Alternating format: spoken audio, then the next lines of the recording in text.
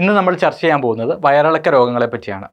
നിസ്സാരമായ കാര്യങ്ങൾ ചെയ്തുകൊണ്ട് തന്നെ വീട്ടിൽ തന്നെ മാനേജ് ചെയ്യാൻ പറ്റുന്നതാണ് ഒട്ടുമിക്ക വയറിളക്ക രോഗങ്ങൾ. എങ്കിൽ കൂടിയും ശരിയായിട്ടുള്ള ചികിത്സ ലഭിച്ചില്ലെങ്കിൽ പലപ്പോഴും നിർജ്ജലീകരണം കാരണവും നമ്മുടെ ശരീരത്തിൽ സാൾട്സും മിനറൽസും ഒക്കെ നഷ്ടപ്പെടുന്നത് കാരണവും ഒരുപാട് തരത്തിലുള്ള ഗുരുതരാവസ്ഥയിലേക്ക് ചിലരെങ്കിലും പോകാറുണ്ട്. കുട്ടികളുടെ കാര്യത്തിലാണെങ്കിൽ തുടക്കത്തിൽ തന്നെ ശരിയായിട്ടുള്ള ചികിത്സ കിട്ടിയില്ലെങ്കിൽ ഒരുപാട് അപകടാവസ്ഥ പലരും നേരിടേണ്ടി വരാറുണ്ട്.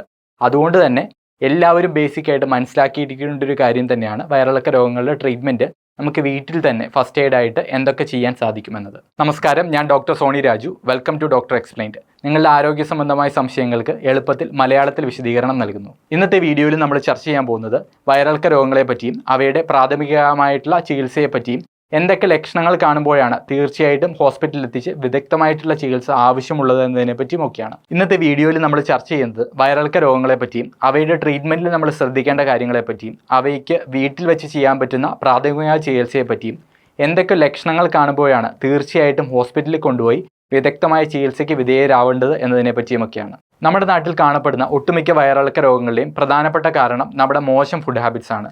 ഹോട്ടലിൽ നിന്നുള്ള ഫുഡുകൾ, പഴകിയ ഭക്ഷണങ്ങൾ, സ്ട്രീറ്റ് ഫുഡുകൾ, ചില പാനീയങ്ങൾ, നമ്മുടെ മോശം സാഹചര്യത്തിൽ വൃത്തിയായി അല്ലാത്ത രീതിയിൽ ഉണ്ടാക്കുന്ന ഭക്ഷണങ്ങൾ തുടങ്ങിയവയ്ക്കാണ് പലപ്പോഴും വില്ലന്മാരാകുന്നത്. വയറിളക്ക രോഗങ്ങളിൽ മിക്കതിൻ്റെയും കാരണങ്ങൾ പലപ്പോഴും വൈറസുകളാണ്. അതുകൊണ്ട് തന്നെ നമ്മുടെ ശരീരത്തിന് ഇത്തരം വൈറസുകളിൽ നിന്ന് സ്വന്തമായിട്ട് റിക്കവർ ചെയ്യാൻ സാധിക്കുന്നതാണ്. പക്ഷേ ചിലപ്പോഴെങ്കിലും അത് റിക്കവർ ചെയ്യാൻ പറ്റാത്ത അവസ്ഥ ഉണ്ടാകുന്നത് അതുമൂലമുണ്ടാകുന്ന നിർജ്ജലീകരണവും നമ്മുടെ ശരീരത്തിൽ സോഡിയവും പൊട്ടാസ്യവും മറ്റ് ഇലക്ട്രോലൈറ്റ്സും മിനറൽസും ഒക്കെ നഷ്ടപ്പെടുന്നതുകൊണ്ടാണ്. ഇങ്ങനെ നിർജ്ജലീകരണം ഉണ്ടാകുന്നത് തടയാൻ നമുക്ക് ചെയ്യാൻ സാധിക്കുന്നത് വീട്ടിൽ അവൈലബിൾ ആയിട്ടുള്ള ചില ഫ്ലൂയിഡ്സ്, അതായത് ഹോം അവൈലബിൾ ഫ്ലൂയിഡ്സ് എന്ന് പറയും.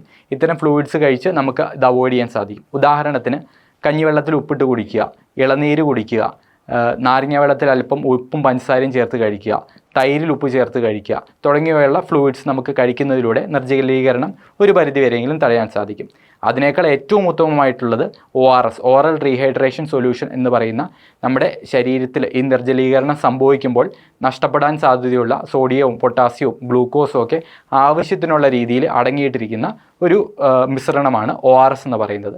ഇത് വളരെ ഉത്തമമായിട്ടുള്ളൊരു ഫ്ലൂയിഡാണ്. ORS പ്രിപ്പയർ ചെയ്യേണ്ടത് എങ്ങനെയാണെന്ന് ചോദിച്ചു കഴിഞ്ഞാൽ സാധാരണ ORS അവൈലബിൾ ആയിട്ടുള്ളത് ചെറിയ പാക്കറ്റുകളായിട്ടായിരിക്കും. അതായത് 200 ml തിളപ്പിച്ചാറിയ വെള്ളത്തിൽ മിക്സ് ചെയ്ത് ഉപയോഗിക്കാൻ പാകത്തിനുള്ള പാക്കറ്റുകളായിട്ടായിരിക്കും ORS അവൈലബിൾ ആയിട്ടുള്ളത്. ചില സ്ഥലങ്ങളിൽ 1 ലിറ്റർ വെള്ളത്തിൽ മിക്സ് ചെയ്യാൻ പറ്റുന്ന രീതിയിലുള്ള വലിയ പാക്കറ്റുകളും അവൈലബിൾ ആണ്. ഇത് നമ്മൾ പ്രിപ്പയർ ചെയ്ത് വെച്ചിട്ട് വൃത്തിയായിട്ടൊരു പാത്രത്തിൽ ഉണ്ടാക്കി വെച്ച് മൂടി വെക്കുക. ഇടയ്ക്കിടയ്ക്ക് സിപ്പ് ബൈ സിപ്പായിട്ട് എടുത്ത് കുടിക്കുക. നമുക്കിത് ഒറ്റയടിക്ക് ഒരു ഗ്ലാസ് വെള്ളം മൊത്തം കുടിക്കാൻ ചിലപ്പോൾ പറ്റിക്കൊള്ളണമെന്നില്ല. ചില ആൾക്കാർക്ക് അതിനോടൊപ്പം ഛർദിയൊക്കെ ഉണ്ടാവാം. അതുകൊണ്ട് ഇത് സിപ്പ് ബൈ സിപ്പായിട്ട് കുടിക്കാൻ ശ്രമിക്കുക. പലപ്പോഴും നമ്മുടെ നാട്ടിൽ ORSനെ ആളുകൾ വേണ്ടത്ര പ്രാധാന്യം നൽകാറില്ല എന്നതൊരു യാഥാർത്ഥ്യമാണ്. എന്നാൽ ഫേമസ് ആയിട്ടുള്ളൊരു മെഡിക്കൽ ജേർണലായിട്ടുള്ള ലാൻസെറ്റ് ഒരിക്കൽ ORSനെ വിശേഷിപ്പിച്ചത് 20-ാം നൂറ്റാണ്ടിലെ ഏറ്റവും മഹത്തരമായ കണ്ടുപിടുത്തമെന്നാണ്. കാരണം കഴിഞ്ഞ നൂറ്റാണ്ടുകളിൽ ഒരുപാട് കുട്ടികൾ ഈ വയറിളക്ക രോഗങ്ങൾ കാരണം മരിച്ചിരുന്നു. യഥാർത്ഥത്തിൽ അവരെയൊക്കെ മരിച്ചിരുന്നതിൻ്റെ പ്രധാനപ്പെട്ട കാരണം വയറിളക്ക രോഗങ്ങൾ മാത്രം കൊണ്ടല്ല, അവ കൊണ്ടുണ്ടാകുന്ന നിർജ്ജലീകരണം കാരണമാണ് മരിച്ചിരുന്നത്. ഇത്തരത്തിലുള്ള നിർജ്ജലീകരണത്തെ തടയാൻ ഒരു പരിധിവരെയെങ്കിലും ORSന് സാധിക്കുന്നു എന്നതൊരു യാഥാർത്ഥ്യമാണ്. വയറിളക്ക രോഗങ്ങളുടെ ട്രീറ്റ്മെൻറ്റിൽ നമ്മൾ ഏറ്റവും പ്രധാനമായിട്ട് മനസ്സിലാക്കേണ്ട ഒരു കാര്യം എന്താണെന്ന് വെച്ച് കഴിഞ്ഞാൽ, വയറിളക്ക രോഗങ്ങളുടെ ട്രീറ്റ്മെൻറ്റ് ഏതെങ്കിലും ഒരു ഗുളിക കഴിച്ചു കഴിഞ്ഞാൽ പെട്ടെന്ന് ഒറ്റയടിക്ക് അത് സ്റ്റോപ്പ് ആവുകയല്ല ചെയ്യുന്നത്. ഉദാഹരണത്തിന് ഇന്ന് നിങ്ങൾക്ക് വയറ്റിൽ നിന്ന് ഒരു 10 പ്രാവശ്യമൊക്കെ ലൂസായിട്ട് പോയി എന്ന് വിചാരിക്കുക. മരുന്ന് കഴിച്ചാലും അത് നാളെ 1-2 ആയിട്ട് കുറയുകയല്ല ചെയ്യുന്നത്. പതുക്കെ അത് 7-8 പ്രാവശ്യവും 5-6 പ്രാവശ്യവും അങ്ങനെ സമയമെടുത്തായിരിക്കും റിക്കവർ ചെയ്യുക. നമ്മുടെ ശരീരത്തിന് ഇത്തരം രോഗങ്ങളിൽ നിന്ന് റിക്കവർ ചെയ്യാൻ അതിന് സ്വാഭാവികമായിട്ടുള്ളൊരു സമയം ആവശ്യമാണ്.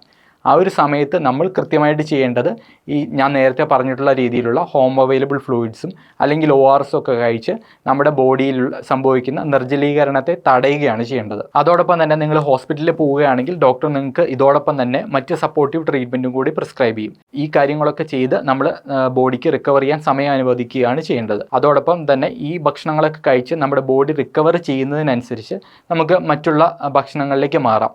കഞ്ഞി, ചോറ്, ഇഡ്ഡലി, ദോശ, ഉപ്പുട്ട് അതുപോലെയുള്ള ഭക്ഷണങ്ങൾ കഴിച്ച് തുടങ്ങാൻ സാധിക്കുന്നതാണ്. എങ്കിലും നമ്മൾ ശ്രദ്ധിക്കേണ്ട കാര്യം എന്ന് വെച്ചാൽ ഈ ദിവസങ്ങളിൽ റിക്കവറി ഫേസിലുള്ള ഇത്തരം ദിവസങ്ങളിൽ നമ്മൾ അധികം സ്പൈസി ആയിട്ടുള്ള ഭക്ഷണങ്ങളും എണ്ണ അധികം അടങ്ങിയ ഭക്ഷണങ്ങളും കഴിവതും ഒഴിവാക്കുന്നത് തന്നെയായിരിക്കും നല്ലത്. എന്തൊക്കെ ലക്ഷണങ്ങൾ കാണുമ്പോഴാണ് നമ്മൾ നിർബന്ധമായിട്ടും ഹോസ്പിറ്റലിൽ എത്തിച്ച് വിദഗ്ധ ചികിത്സ ആവശ്യമാണ് എന്ന് പറയുന്നത്? അങ്ങനെയുള്ള ഒരു സാഹചര്യം എന്ന് പറയുന്നത് ഈ വയറിളക്കത്തോടൊപ്പം കടുത്ത പനി അനുഭവപ്പെടുക. കൂടുതലായിട്ടുള്ള പനി വയറിളക്കത്തോടൊപ്പം ഉണ്ടാവുകയാണെങ്കിൽ അതൊരു പക്ഷേ ഒരു ബാക്ടീരിയൽ ഇൻഫെക്ഷൻ്റെ ലക്ഷണങ്ങളായേക്കാം. അങ്ങനെയുള്ള സാഹചര്യത്തിൽ ഞാൻ നേരത്തെ പറഞ്ഞ ട്രീറ്റ്മെൻറ്റുകളോടൊപ്പം ആൻറ്റിബയോട്ടിക്കും കൂടി ആവശ്യം വന്നേക്കാം. അല്ലെങ്കിൽ നമ്മുടെ വയറ്റിൽ നിന്ന് പോകുന്നതിൽ മലത്തിൽ ചോരയുടെ അംശം കാണുക, അല്ലെങ്കിൽ കറുത്ത നിറത്തിലുള്ള മലം പോവുക തുടങ്ങിയുള്ള സാഹചര്യങ്ങൾ നമ്മൾ പ്രത്യേക ശ്രദ്ധ കൊടുക്കേണ്ട സാഹചര്യങ്ങളാണ്. വിദഗ്ധ ചികിത്സ ആവശ്യമാണ്. രൂക്ഷമായിട്ടുള്ള നിർജ്ജലീകരണത്തിൻ്റെ ലക്ഷണങ്ങൾ ഉണ്ടാകുന്ന ഒരു രോഗിയെ തീർച്ചയായിട്ടും വിദഗ്ധ ചികിത്സ ആവശ്യമാണ്. ഉദാഹരണത്തിന് യൂറിൻ്റെ അളവ് പ്രൊഡ്യൂസ് ചെയ്യുന്ന ഒരു വ്യക്തിക്ക് ഉണ്ടാകുന്ന യൂറിൻ്റെ അളവ് വളരെ കുറയുക, ചുണ്ടും നാക്കും ഉണങ്ങുക, തീരെ ഭക്ഷണവും വെള്ളവും ഒന്നും കുടിക്കാൻ പറ്റാത്തൊരവസ്ഥ വരിക, നമ്മൾ ആവശ്യമായിട്ടുള്ള ട്രീറ്റ്മെൻറ്റുകൾ തുടക്കത്തുള്ള ദിവസങ്ങളിൽ നൽകിയിട്ടും ആ വ്യക്തിക്ക് പ്രോപ്പറായിട്ടുള്ള ഇമ്പ്രൂവ്മെൻറ്റ് കാണാതിരിക്കുക തുടങ്ങിയുള്ള ലക്ഷണങ്ങൾ ഉണ്ടാവുകയാണെങ്കിലും തീർച്ചയായിട്ടും ഹോസ്പിറ്റലിൽ എത്തിച്ച് വിദഗ്ധ ചികിത്സ ആവശ്യമാണ് എന്നുകൂടി മനസ്സിലാക്കുക. ഇത്തരം വയറിളക്ക രോഗങ്ങളെ ഒരു പരിധി വരെയെങ്കിലും തടയാൻ നമുക്ക് എന്തൊക്കെ ചെയ്യാം എന്നതുകൂടി ഡിസ്കസ് ചെയ്യുന്നത് വളരെ ഇമ്പോർട്ടൻ്റ് ആണെന്ന് തോന്നുന്നു. അക്കാര്യത്തിൽ നമുക്ക് വളരെ കോമൺ ആയിട്ടുള്ള ഒരു തെറ്റായിട്ടുള്ള പ്രാക്ടീസുകൾ പലരുടെ വീടുകളിലും ഹോട്ടലുകളിലും ഒക്കെ ചെയ്യാറുണ്ട്. ഇത് നമ്മൾ തിളപ്പിച്ചാറിയ വെള്ളം കുടിക്കണമെന്ന് പലപ്പോഴും നമ്മൾ പറഞ്ഞു കേട്ടുള്ള കാര്യമാണ്. പക്ഷേ ചിലർ തിളപ്പിച്ച വെള്ളം തന്നെ വീട്ടിൽ വെള്ളമൊക്കെ തിളപ്പിച്ച് വെക്കും. പക്ഷെ അതിൻ്റെ കൂട്ടത്തിൽ ചെറിയൊരു പൊടിക്കൈ കൂടി ചെയ്യും. ചിലപ്പോൾ കുടിക്കാൻ നേരത്ത് ഈ ചൂടുവെള്ളം എടുത്തിട്ട് അതിൻ്റെ കൂടെ കുറച്ച് ടാപ്പ് വാട്ടറും കൂടെ മിക്സ് ചെയ്ത് കുടിക്കുന്നൊരു ശീലം ഈ വീഡിയോ കാണുന്ന പലർക്കും ഉണ്ടാവും. പക്ഷേ ഇത് തെറ്റായിട്ടുള്ള പ്രാക്ടീസാണ്. കാരണം ഇങ്ങനെ ചെയ്യുമ്പോൾ നമ്മൾ ബാക്ടീരിയയൊക്കെ വർദ്ധിക്കാനുള്ള അവസരം ഉണ്ടാക്കി കൊടുക്കുക തന്നെയാണ് ചെയ്യുന്നത്. അതുകൊണ്ട് ഇത്തരം പ്രാക്ടീസ് അവോയ്ഡ് ചെയ്യാൻ എല്ലാവരും ശ്രദ്ധിക്കുക. അതോടൊപ്പം തന്നെ നമ്മൾ ഹോട്ടലുകളിൽ നിന്നും സ്ട്രീറ്റ് ഫുഡും ഒക്കെ കഴിക്കുമ്പോൾ അത് വൃത്തിയായിട്ടുള്ള അന്തരീക്ഷത്തിലാണ് കുക്ക് ചെയ്തിട്ടുള്ളതെന്ന് ഉറപ്പുവരുത്തുക. വീട്ടിൽ ഫുഡ് കുക്ക് ചെയ്യുമ്പോൾ വൃത്തിയായിട്ടുള്ള സാഹചര്യങ്ങളിൽ കുക്ക് ചെയ്യുക, വൃത്തിയായിട്ടുള്ള പാത്രങ്ങളിൽ കുക്ക് ചെയ്യുക, അത് വൃത്തിയായിട്ടുള്ള പാത്രങ്ങളിൽ തന്നെ സ്റ്റോർ ചെയ്തും വെക്കുക, പഴകിയ ഭക്ഷണങ്ങൾ അധികം കഴിക്കാതിരിക്കുക. ഈ വീഡിയോയിൽ നമ്മൾ ചർച്ച ചെയ്തത് വയറിളക്ക രോഗങ്ങളെ പറ്റി എല്ലാവരും ബേസിക്കായിട്ട് അറിഞ്ഞിരിക്കേണ്ട കുറച്ച് ബേസിക് ആയിട്ടുള്ള കാര്യങ്ങളാണ്. ഈ വീഡിയോ നിങ്ങൾക്ക് ഇഷ്ടമായെന്ന് ഞാൻ വിശ്വസിക്കുന്നു. നിങ്ങൾക്ക് ഈ വീഡിയോ ഇഷ്ടമായെങ്കിൽ തീർച്ചയായിട്ടും ലൈക്ക് ചെയ്യുക, നിങ്ങളുടെ ഫ്രണ്ട്സിന് ഷെയർ ചെയ്ത് കൊടുക്കുക, ചാനൽ സബ്സ്ക്രൈബ് ചെയ്യുക. നിങ്ങൾക്ക് ഈ വിഷയത്തെപ്പറ്റി കൂടുതലായിട്ട് എന്തെങ്കിലും ഡൗട്ടുകൾ ഉണ്ടെങ്കിൽ തീർച്ചയായിട്ടും താഴെ കമൻറ്റ് ചെയ്യുക. ഞാൻ കഴിയുന്ന രീതിയിൽ ഉത്തരം പറയാൻ ശ്രമിക്കാം. അതോടൊപ്പം തന്നെ മറ്റൊരു വീഡിയോയ്ക്ക് നിങ്ങൾക്ക് എന്തെങ്കിലും സജഷൻസ് ഉണ്ടെങ്കിൽ അതുകൂടി കമൻറ്റ് ചെയ്യുക. മറ്റൊരു വീഡിയോയിലൂടെ നമുക്ക് വീണ്ടും കാണാം. താങ്ക്